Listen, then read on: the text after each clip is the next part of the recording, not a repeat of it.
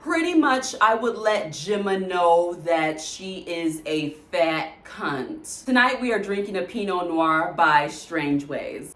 Cheers! We all remember the iconic Tiffany Pollard from Flavor of Love. They recently did a short street interview with TMZ, coming out of the closet as queer and non-binary. They stated that they want to live in their inner truth and to let everyone know that it's a safe space to be. The reporter also asked them about their views on Nicki Minaj. Tiffany stated that although the LGBTQ+ community does love her music, they are a bit disappointed in her recent actions. It doesn't shock me that Tiffany Pollard has come out as queer and is doing interviews at night on the street in West Hollywood, aka Gaytown. We still don't know if they want their eggs cracked and their name dropped, but they seem very happy to be out of the closet. Breaking news, Kanye's wife, is finally wearing clothes. Bianca has certainly come a long way from walking around half naked in Italy, holding that one couch pillow to cover her breast. The pair was seen leaving the movie theaters in Los Angeles. I guess her master is done making her display her body for the highest bidder to see. Allegedly. Shout out to everybody that's facing depression right now. Yeah, it's really sad. Naomi Osaka has reportedly dropped out of the Australian Open because of an injury, which I don't believe. The tennis champ wrote on her Instagram story that she has to withdraw from the 2026 Australian Open because something on her body needs attention. What a weird way to say that. Commentators have been speculating that it's an abdominal injury, but I think it's a mental injury. It's all in her face. The last time I seen joy in that woman's eyes was before she had that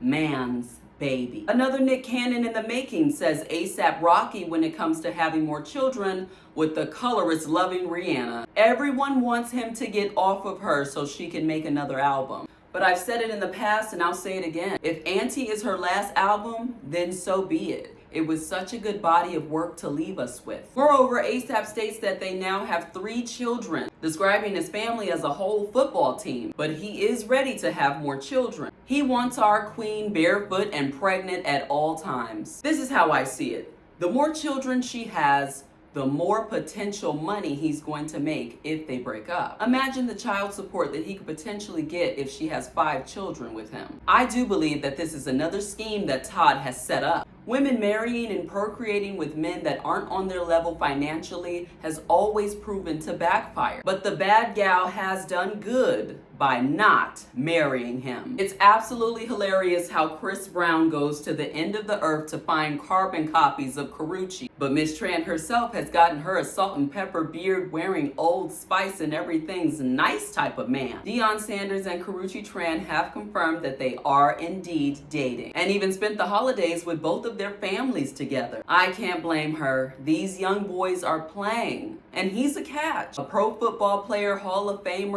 coach for the Colorado Buffaloes. He has a long resume, which means he has some long money. Unfortunately, he recently revealed that he was diagnosed with bladder cancer and ended up having to get it removed. Karrueche posed as his caretaker at the time, and apparently the two haven't been separated since. I know a woman that's trying to secure her future when I see one. Karrueche even lied to his ex-fiancée Tracy Edmonds when she asked if the two were an item. Allegedly. I mean, it's really none of her business. But I guess I would want to know too if I had spent 12 years with a man and then suddenly my engagement is ending. Lucky Deion Sanders, he now has a new hot young ting to change his diapers. Speaking of new unexpected relationships, Anthony Anderson and Roxy Diaz have confirmed that they are dating as well. He says that they've been friends for over 20 years and now they're officially together. Aww, they're actually a really cute couple. Last Sunday, we discussed how Little Miss 106 in Park likes to date men that are rich and famous. Everybody has a type. Very ironic how Anthony Anderson's disgusting comments on an interview he did with Lindsay Lohan started to resurface, and now all of a sudden he's popping out with an age-appropriate partner. He told a then 17-year-old Lindsay Lohan that he likes younger girls.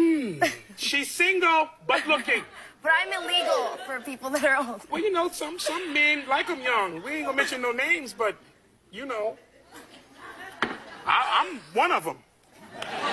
Not a pedophile. And sadly, this was at a time that he was married to his high school sweetheart. Well, he's now divorced and has seemingly moved on to a younger, lighter-skinned woman, as most black men do in Hollywood. Looking at you, Kevin Hart. Looks like Nicki Minaj's plan is working. Late last year, it was reported that Nicki Minaj was losing her home after a judge ordered her to sell it to pay the $500,000 that was awarded to a man after her sex-offending husband assaulted him back in 2019. Little Miss alleged homophobe claims that she was not informed about the lawsuit, but she's still on the hook to pay that man. The victim's lawyer told TMZ that Nicki Minaj has satisfied the lawsuit, meaning a check has been written. I'll drink to that. Good things start to happen when you shake hands with the devil, but mark my words, Barbie will have a debt to pay.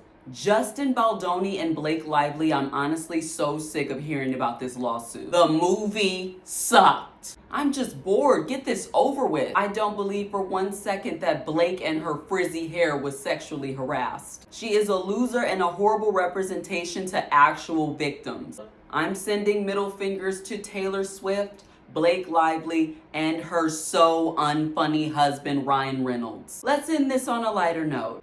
Dr. Pepper Jingle Girl has started her year off with a huge brand deal. She goes by the name of Romeo and recently went viral for her song about Dr. Pepper. The video was just 10 seconds and it now has over 80 million views on TikTok. The popular soda brand was more than grateful. They played her jingle during a commercial for the NFL. Commentators have been stating that she was paid $2 million, but that's just a rumor that I do hope is true. This just goes to show that one little video could change your life overnight. Cheers to Romeo. I saved my last sip for her. Thank you so much for winding down with me. And as always, you're welcome. I love ya.